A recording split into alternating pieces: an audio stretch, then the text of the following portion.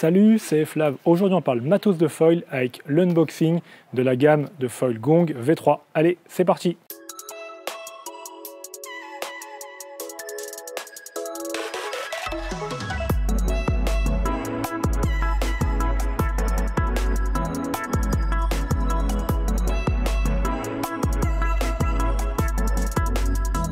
Je n'ai pas encore pu naviguer avec les nouveaux foils. Donc l'idée de la vidéo, c'est de déballer le matos. J'ai déjà commencé à déballer, mais on va pouvoir déballer un foil, le mât et puis un stab ensemble. De comparer les foils entre eux, les comparer avec ce qui me reste de V2. J'ai pris pas mal de foils, il y en a encore quelques-uns qui arrivent début octobre. L'idée pour moi, c'est de tester, de voir quelle taille me convient, qu'est-ce que j'aime comme feeling, et de faire après mon kiver. Déjà, qu'est-ce que c'est les foils V3? V3, ça fait référence à la plateforme mât fuselage. Donc on avait commencé avec le fuselage V1 qui était très long. On est passé au V2 avec la partie stab beaucoup plus courte et avec un emmanchement en triangle qui est auto-serrant. Et le V3 reprend la même idée d'emmanchement triangulaire pour la front wing et le stab. Et aussi, le fuselage devient arrondi, ce qui fait gagner d'après Gong 12% en glisse. Ce nouveau fuselage alu est aussi 30 grammes plus léger que le V2. Pour assurer la compatibilité avec la plateforme V2, Gong a sorti des fuselages. Là, on a un fuselage mât V3, frontwing V2, stab V3. Celui-là, c'est frontwing V3, stab V2 et mât V3. Et vous avez toutes les possibilités imaginables en mât V2, V3 sur le site Gong. Petit détail intéressant pour les étourdis, on ne peut pas mettre le stab à la place de la frontwing. Donc on ne risque pas de monter son foil à l'envers. Et aussi, on l'a vu, le stab, il est arrondi sur le dessus. Donc les stabs V2 ne sont pas du tout compatibles.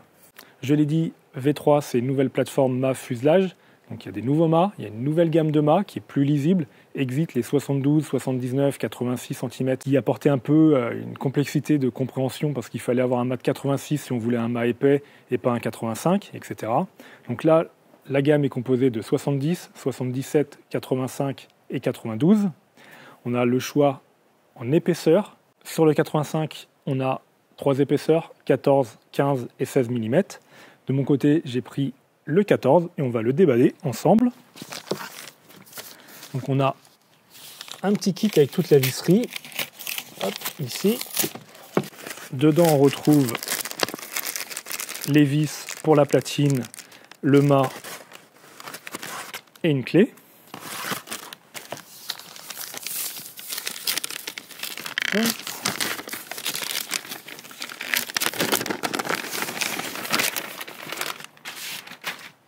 En fait, le mât, c'est le 93 et pas le 85.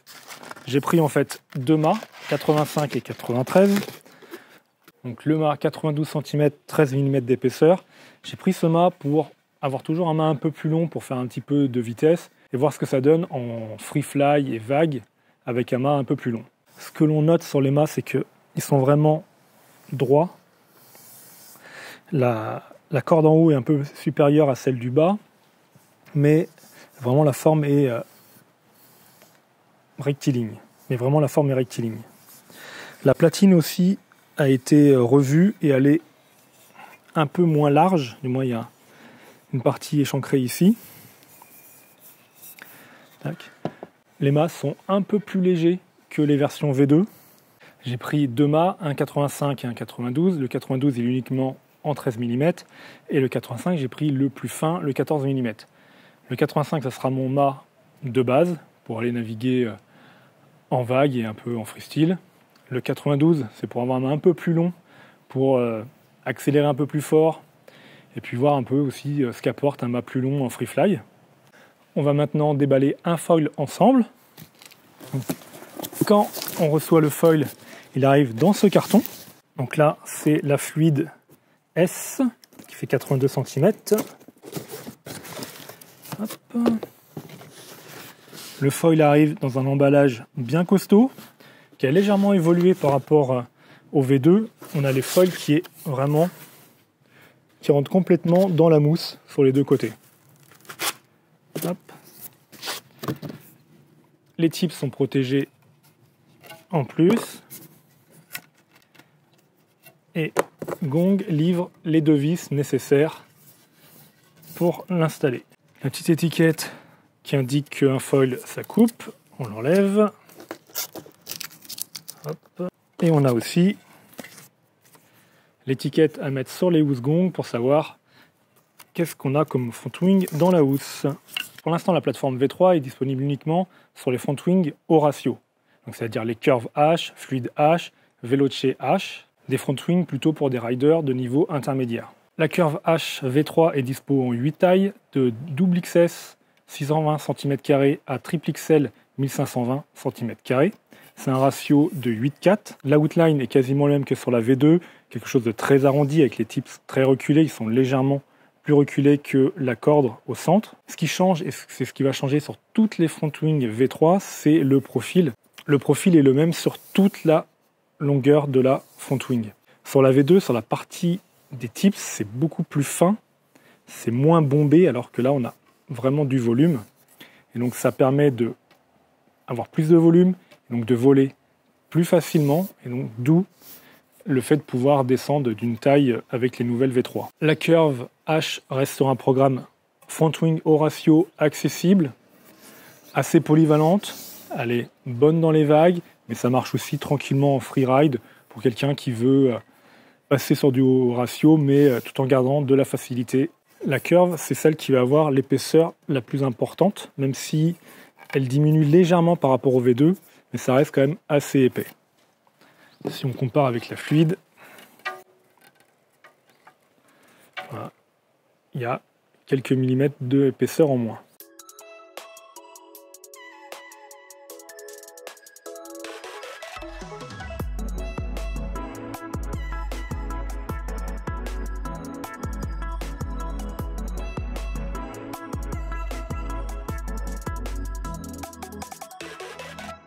Et donc on va passer à la Fluid.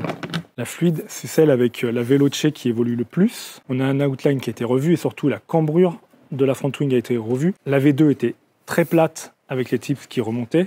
Là, on a un dièdre légèrement négatif, elle est légèrement courbée et on a les tips qui remontent très légèrement. Elle est dispo en 9 tailles, de XXS 610 cm² à XXL 1460 cm². Et ça a aussi un ratio de 8-4.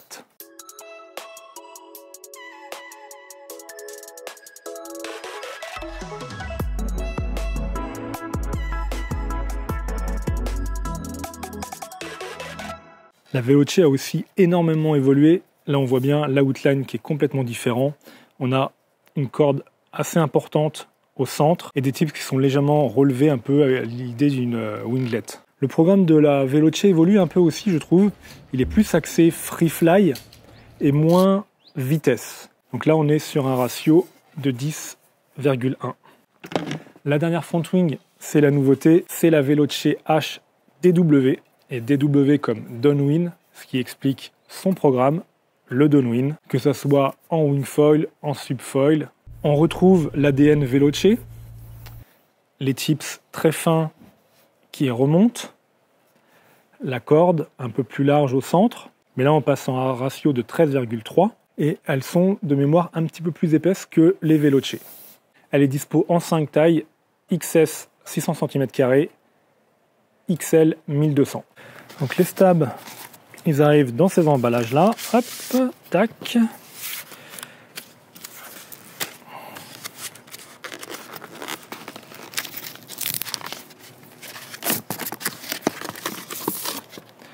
Hop, on a les vis, la petite protection pour les extrémités,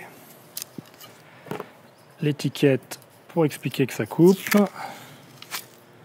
J'ai pris aussi les stabs en taille S. Donc Gong recommande vivement d'utiliser la même taille de stab avec la front wing. Donc front wing S, stab S, front wing L, stab L, etc. Donc le curve, ici le Veloce,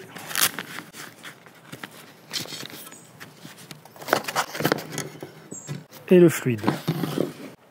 On peut le voir, les stabs ont énormément évolué. Ils sont nettement plus petits. Si on prend le fluide HM qui faisait 42 cm pour 220 cm² en V2, il passe à 35 cm, 147 cm². C'est vraiment énorme la différence. On voit aussi que ils ont été revus la jonction à l'arrière est beaucoup plus grosse. Donc il y a eu quelques cas de casse avec les fluides H, notamment les 42 cm. Là, c'est vraiment costaud, ça va pas casser. On va comparer le fluide XS avec le Freestyle XS et vous allez voir là aussi, c'est vraiment impressionnant l'écart.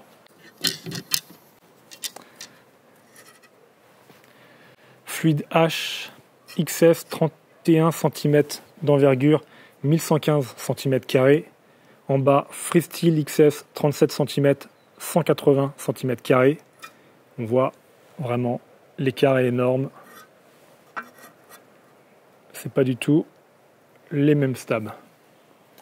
On note aussi que le Freestyle est vraiment plus court que le fluide. Donc ça nous laisse penser qu'il y aura sûrement une gamme Freestyle en V3 qui devrait arriver. Le Curve a un outline assez arrondi.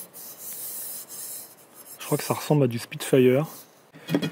Le fluide a plutôt un outline, je dirais, un peu classique. C'est ultra rigide, hein. Ça ne bouge pas. Et le Veloce est vraiment mini, la corde, elle est ridicule.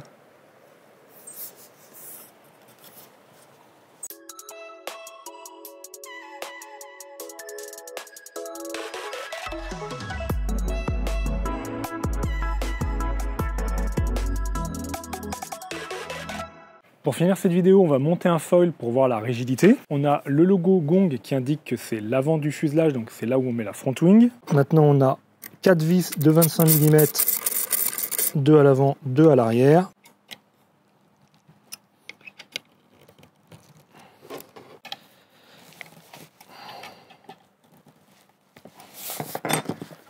Et voilà, c'est ultra rigide.